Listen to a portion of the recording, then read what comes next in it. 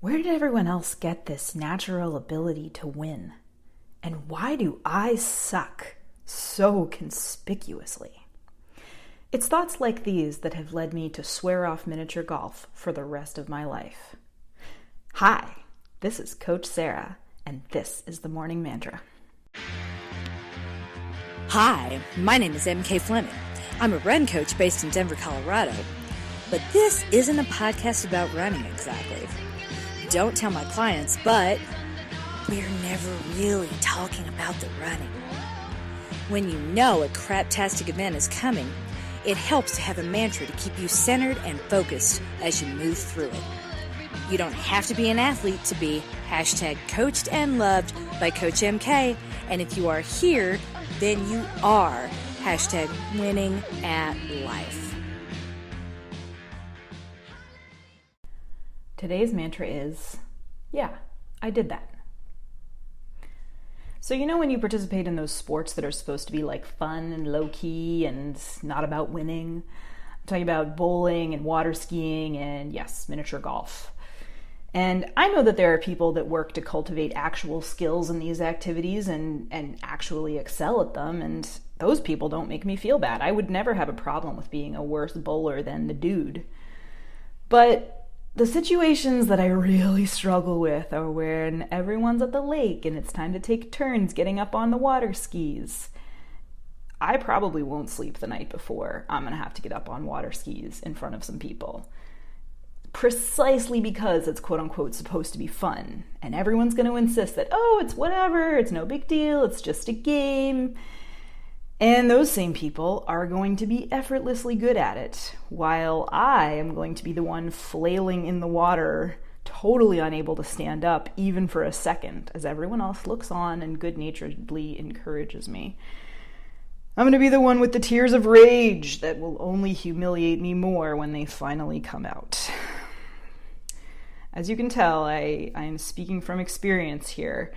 I'm related to a lot of people who have excelled in at least one sport and had some sort of natural ability to be casually good at lots of different ones. My cousins, my aunts and uncles, my parents, my brother, even my husband, who I thought really shared this non-total sports affinity characteristic with me. I really thought we were on the same side. Turns out he's really fucking good at water skiing. It's really just me over here.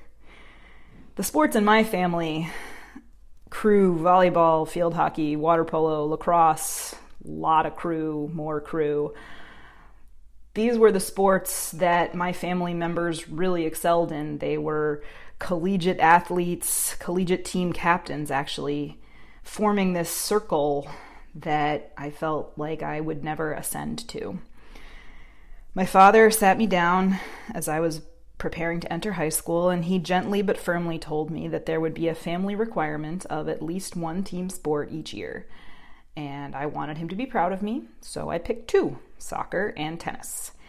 And I'm really not humble bragging or anything. It would not be a stretch to say that I was the worst player on both of those teams. Particularly tennis, because you ranked players in tennis, and I was ranked the last, and the lowest ranked players always played doubles in matches against other schools. And I remember a match where my doubles partner literally stormed off the court because she was so pissed that I was playing so badly and missing every single shot that came to my side. My dad actually left work that day to watch that game and support me in my tennis playing. And I felt so bad that he had to leave his office to witness that. And I know why he wanted me to be on sports teams. There are a lot of important life lessons that kids are supposed to be learning on sports teams, and I believe in learning those lessons. Discipline and fundamentals and teamwork and perseverance, and of course that thing we love to talk about, learning from failure. Going back to practice day after day, even though it felt like I would never get any better. I understood intellectually that this was part of the point, but I still found failing so embarrassing. My brother was often frustrated with his own sports performance. My dad would remind me of this when I got really frustrated and started comparing myself to my brother. And that was true. He really was very hard on himself. I watched him beat himself up over not being good enough for his own standards, but I also saw him pitch strikes and hit doubles and score baskets and win crew races. He worked really hard, and he saw results. So what was wrong with me that my overachieving yielded no such thing? I'd love to say that when I started running, I found the thing that I could be good at. But around the time I started running, a few years later actually, my two younger cousins entering high school became really, really accomplished track and cross-country runners. They were breaking all of the town records when I ran my first 5K in 33 minutes. So there went that. How to even talk about my running in a room where people knew of their accomplishments, or anyone else's running accomplishments for that matter. Answer: with a lot of qualifications. You run marathons? Well, yeah, but really slowly. You won your age group at the 10K? Well, yeah, but there were only 3 women in my age group. You get the picture. It was like I was trying to anticipate the cross-examination that would come upon any declaration of my running, and headed off at the pass. It's okay. I know I'm not really a runner. I'm aware that my brother ran his first marathon undertrained and beat my best ever time by 30 minutes. I might be mediocre, but at least I'm not delusional. Sometimes I wish I could sit down with my family and tell them that this was how I felt, always. That I looked up to them, and that I tried to be what I thought they wanted me to be, but that I felt like an imposter in their midst. But if I said that to them, what would I be hoping to get? The meaningful change that I can make, the thing that I can control, is how I talk about myself and how I talk about my accomplishments. I ran a marathon. I ran another one less than a year later. I've done a lot of things wrong as a runner. I've had to slow things down, adjust my expectations, accept less than ideal circumstances when they come my way. But 14 years later, I am still showing up. I'm still doing the thing I hoped I could get better at when I ran that first 5K. My family is still full of people who insist they're not that good at mini golf or water skiing, and they're still better at it than I am. And I don't like it any more than I ever did when I stroke out on 4 consecutive holes. Those moments are still really hard for me. They still hurt my ego, but here's what I have to hold on to. I am literally the only one who experiences miniature golf as anything other than a fun game with no meaning, at least in that context.